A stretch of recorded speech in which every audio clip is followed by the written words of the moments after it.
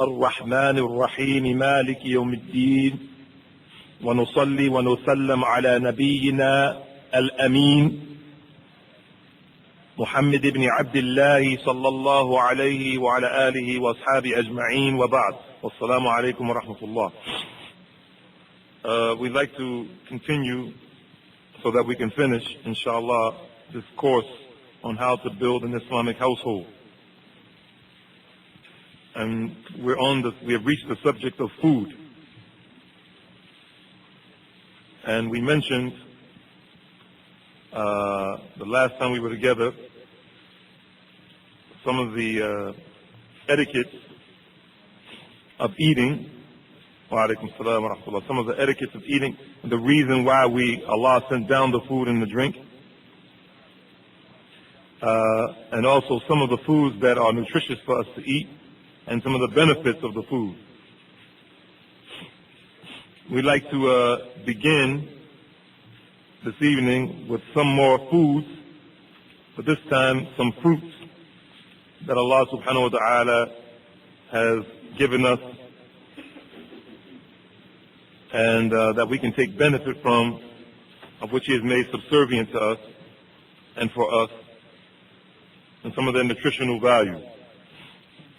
And then we can go on with some of the citations from the Quran and the Sunnah of our beloved Prophet sallallahu alaihi wasallam. And some of these are mentioned in the Quran and the Sunnah, and some of them are not. One of the other types of fruits that we didn't mention the last time in vegetables and fruits is papaya. And papaya, according to the people of this science, they say that papaya gets rid of acidosis, which when you have a problem with acids in your stomach, and it becomes inflamed. It also helps with colon disorders. And I'd like to stop here to say that 80% of all the illnesses that we have begins in the stomach. And the colon is the direct line to that stomach. And unfortunately, as we'll go on, inshallah, if Allah allows us, we'll find that in most cases, Muslims, human beings in general, we don't chew our food properly. And the way that the system is set up, our bodies that is that the teeth are designed in a manner by Allah, al-Khaliq al-Bari al-Musawwir, the one who created, the one who originated, the one who fashioned. He is the one who created the teeth in a manner that it does exactly what it's supposed to do. And everything is interrelated and everything is interconnected. The front teeth are designed for snapping and breaking, and the back teeth, the molars, are the ones that are used for chewing. And sometimes what happens, not sometimes, but in most cases, when the human being chews the food, we don't chew it properly. They call it mastication. We don't chew it properly.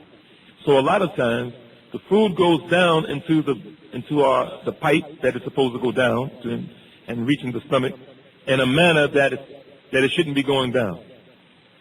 In other words, the first stage of digestion is in the mouth, where there's fluids inside the mouth that assist the teeth to break it down into a smaller, like liquid manner, so that it can go down for the second stage and then the last stage through the colon. And what happens is that we eat the foods whole. In addition to this, we put food on top of food. This is a habit probably almost the vast majority of us have, that we put food on top of food in our mouths. We already have food in our mouths, and then we take the fork or the spoon or our fingers, if we're eating with our fingers, and we put more food on top of that, and then before that even goes down, we put more food on top of that. And this really shows the animalistic nature of the human being, how we can't control ourselves and how we just go overboard. And when every single thing that we do is designed to worship Allah. So therefore, when we don't do that properly, when the foods go down, the stomach is not designed to digest, to break down the material that's in our mouth, that came from our mouth. It's not designed to break down the material in the state that it's in. And then, because we don't eat properly, in addition to how many times we eat, and the way we eat, and the types of food that we eat, those things stick to the colon, and it backs up those that system that's used to purge out and to release toxins. And we end up with toxins. We end up with bad eyesight. We end up with bad breath. We end up with liver problems. We end up with colon, kidney problems. We end up with circulatory problems where we don't have good circulation, where we can't sit for cross-legged that we're sitting now on the floor without switching our feet because our feet fall asleep. There's a variety of things that happen. So I would suggest that every Muslim, in addition to what we're going to be discussing in the next two or three nights, that we, besides changing our diet, that every Muslim, inshallah, take at least one colonic in a month.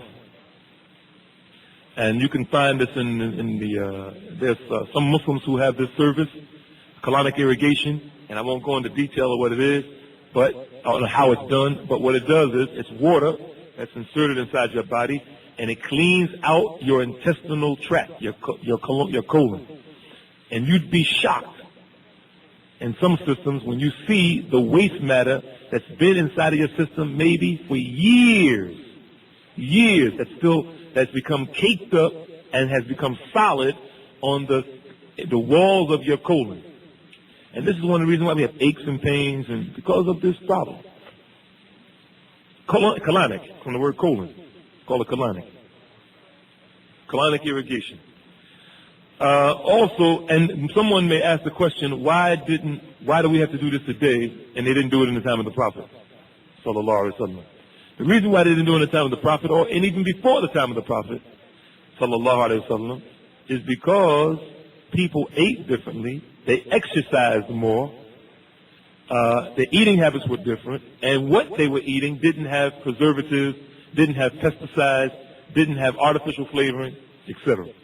So this is the reason. And the food that they ate was a high fiber-based food, which helped send the nutrients throughout the body to help the person's body be able to stay healthy, which is the reason why we're created is to worship Allah. And if we don't have healthy bodies, we can't properly worship Allah. This is one of the reasons why people can't stand up at night. This is one of the key reasons why people cannot stand up in tahajjud at night. And this is why Imam Ahmad, rahimahullah, said that the sign of a person with taqwa, one of the signs of a muttaqi, is his eating habits. One of the other benefits that we get from eating papaya is that it helps with enzymes. It has the enzyme. It helps with enzymes in the body. And also chronic illnesses, also digestion of protein, and ulcers. If you ever find yourself with gastritis, or you have a gas problem where you're breaking wind a lot, or your stomach is making that sound a lot, just go to the health food store, buy some natural papaya or the papaya pills, and chew them, eat them. It'll take care of that. You don't have to buy Pepto-Bismol and all these things that have these chemicals in it. These things are taken care of by the natural things that Allah subhanahu wa ta'ala has already created. Also, papaya helps break down any substances that you don't need, the unwanted substances in your body, and including that, uric and toxic acids in the body. And also, if your child has a digestion problem, your infant that is, give your baby a piece of papaya. Just break it down, chew it up, put it in the baby's mouth. It'll help the baby. If you do it with the formula that you're giving it, like for breastfeeding or whatever, natural formula, bananas, it helps the baby digest things. As for this other fruit that Allah created, raspberries. Raspberries helps with liver tonic, as a liver tonic. It helps diarrhea. It will stop diarrhea. Raspberries will also stop frequent urination. If you go to the bathroom, you urinate a lot. It'll also help impotence. And this may sound like something people may not want to talk about in the masjid, but these are things that the Prophet ﷺ and the Sahaba used to address. Impotence has a direct result on marriage and divorce. If a man is impotent, he can't keep an erection to satisfy his wife, this can cause a person to get a divorce. This is important. So what do? After we stand up at night to ask Allah Azza wa Jal to assist us, you can tell the person to change their diet, eat raspberries, tell the brother to eat raspberries, this will help. Because Allah has given the solution to every problem before we even ask for it. Allahu Akbar. Also, the dried leaves of raspberries can be used as an herb, which makes the herb tea, raspberry tea, which helps in almost every conceivable female disorder. Almost every single female disorder known to man, raspberries will take care of it. As for peaches, peaches contain beta-carotene, vitamin A. It contains potassium. Peaches contain fiber, in addition to being low in calories. Peaches are also good for those suffering from cancer. Peaches have been proven to help cancer. And we're not talking about canned fruits, brothers, sisters. We're not talking about canned fruits. We're talking about natural papaya, natural raspberries, natural bananas, natural peaches. We're not talking about canned stuff now that's been sprayed, and then the chemical itself in the can, the lining in the can, in addition to the spray that they put on the fruits and vegetables, there's chemicals in the lining of the aluminum of the can that also goes into your body. We're talking about natural, if you can, organically grown fruits and vegetables. Peaches have also been known to help heart disease and some other types of illnesses. They also, of course, we know they're soft and easy to digest, and elderly people should always have this fruit in their diet. Peaches should not be bought when they're rock hard, and they should not be bought when they're extremely soft. They should be bought when they're just in between and not with a green tint. They should have a creamy yellow or red color, and they should have a smell like a peach. You don't want to buy a peach that smells like a watermelon, right? As for pears, pears are a natural laxative. You don't have to buy X-Lax. That the chocolate that's on the X-Lax has probably it's probably made in a huge vat where people always find roaches, rodents that have fallen into the vat. You check some of these things out. You'll find in a lot of cases, these places which produce chocolate, they're huge vats with this huge piece of machinery that stirs it, and it's just watched by this one person, and things fall in it. This is like Hershey bars, Almond Joys. You just one day, take a trip to see how these things are made, and you'd be shocked of how these things are made. So if you want to have a natural laxative, just make some pears. Smash it up, eat it, or eat the pear the way it is. Also, pears will help in chronic gallbladder disorders.